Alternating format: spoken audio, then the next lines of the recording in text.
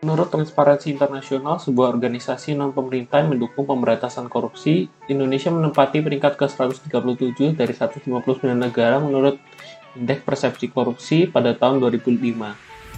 Indonesia mendapat nilai 2,2 dari skala 0, yaitu sangat korup, hingga 10, yaitu sangat bersih. Hal ini menunjukkan bahwa Indonesia merupakan salah satu negara paling korup di dunia.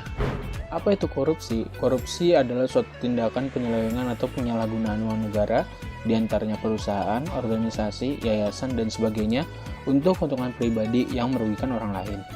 Apa dampak dari tindakan korupsi? Dampak dari tindakan korupsi itu sendiri sangat merugikan negara, diantaranya mengakibatkan lambatnya pertumbuhan ekonomi suatu negara, menurunnya investasi, meningkatnya kemiskinan, serta meningkatnya ketimpangan pendapatan.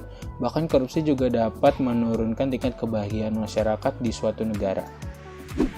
Pemahaman anti korupsi masih sangat minim dan tidak efektif di kalangan generasi muda Indonesia.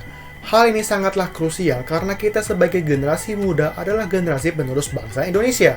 Jika kita sendiri tidak punya sikap anti korupsi, bagaimana nasib Indonesia ke depannya? Oleh karena itu, diperlukanlah pendidikan tentang korupsi sedini mungkin untuk mencegah penerusan rantai kebiasaan korupsi di masa depannya. Ada beberapa alasan mengapa Jepang merupakan sebuah negara dengan tingkat korupsi yang sangat rendah. Salah satu faktornya adalah budaya edukasi unik yang mementingkan kemandirian, kehormatan, kesopanan, dan tanggung jawab atas diri sendiri, orang lain, serta lingkungan sekitarnya.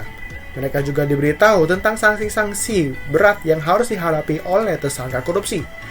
Dengan mencontohi negara-negara tersebut, Indonesia dapat mengurangi tingkat korupsi melalui edukasi. Jadi, bagaimana cara kita sebagai generasi muda penerus bangsa Indonesia dalam menurunkan tingkat korupsi di Indonesia? Kita dapat melakukannya dengan menanamkan 5 sikap anti korupsi berikut ini. Yang pertama, memiliki mental yang kaya dan banyak bersyukur. Orang yang memiliki mental yang kaya biasanya malu untuk minta-minta sesuatu kepada orang lain. Koruptor, meskipun hartanya sudah banyak, tapi kalau memiliki mental yang miskin, ia akan selalu merasa tidak cukup dengan hal yang ia sudah punya, bawaannya kurang bersyukur, dan selalu menginginkan yang lebih. Yang kedua, jangan berorientasi kepada uang. Niatkan segala sesuatu dengan hati yang tulus, dan jangan berharap dengan hal yang bersifat materialis. Sifat materialis akan menimbulkan ketidakpuasan batin dan ketidakikhlasan dalam bertindak. Yang ketiga adalah untuk selalu bersikap jujur, karena kebohongan yang terbongkar akan menghilangkan kepercayaan dari seseorang.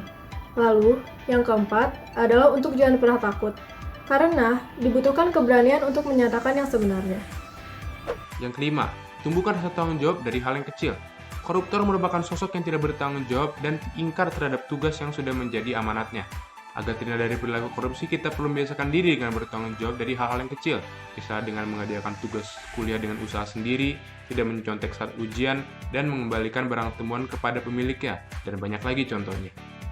Yang menjadi penutup sekaligus kesimpulan dari penjelasan saya dan teman-teman saya, korupsi adalah tindakan yang sangat merugikan negara dan melanggar undang-undang. Generasi muda sebagai generasi penerus bangsa harus peduli terhadap masalah ini dengan cara memudahkan sikap anti korupsi. Menanamkan sikap anti korupsi harus sejak dini, artinya dimulai dari generasi muda dan dari hal-hal yang kecil.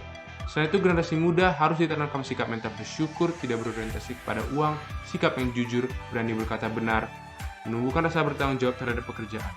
Generasi muda anti korupsi dan masyarakat luas dapat berperan aktif melawan korupsi melalui pendidikan anti korupsi dan membudayakan anti korupsi dalam kehidupan sehari-hari.